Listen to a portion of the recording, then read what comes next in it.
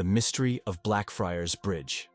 It was early March of 1891, and the streets of London were steeped in the grey chill of dawn.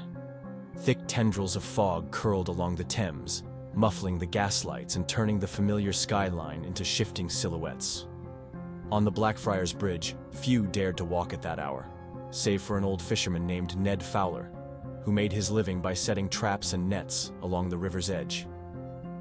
That morning, Ned's boot slipped against something heavy wedged between the stones at the waterline. Cursing softly, he hauled it up.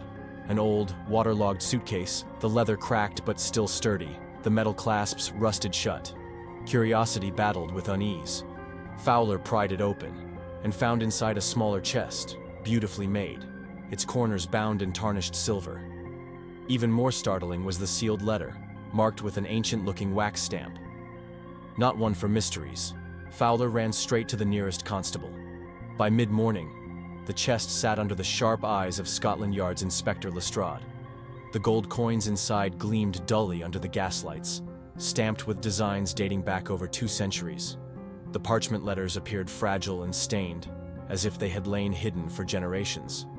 But Lestrade was no expert in antiquities, and he knew all too well when a matter called for more than just police instinct.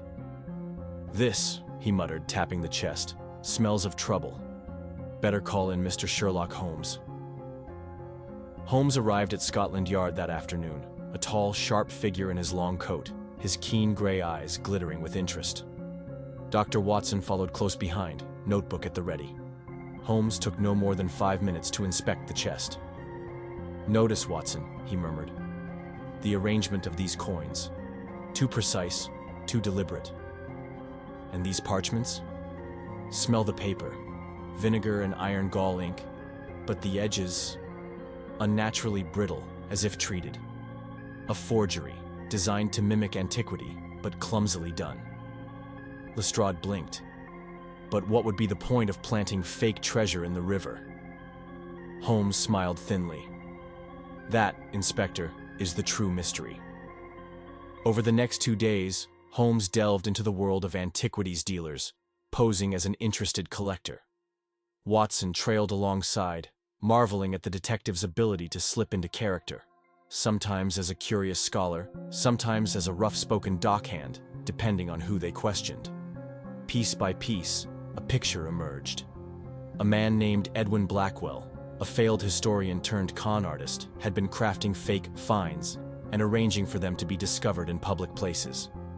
Once the news spread, Blackwell, through intermediaries, would swoop in and negotiate for ownership, claiming family connections or old rights. He then sold the antique treasures to wealthy collectors who rarely verified provenance. But Holmes had spotted the fatal flaw. Blackwell's latest scheme had grown too ambitious. The coins and documents were worth thousands of pounds, enough to draw serious attention, and with it, serious scrutiny.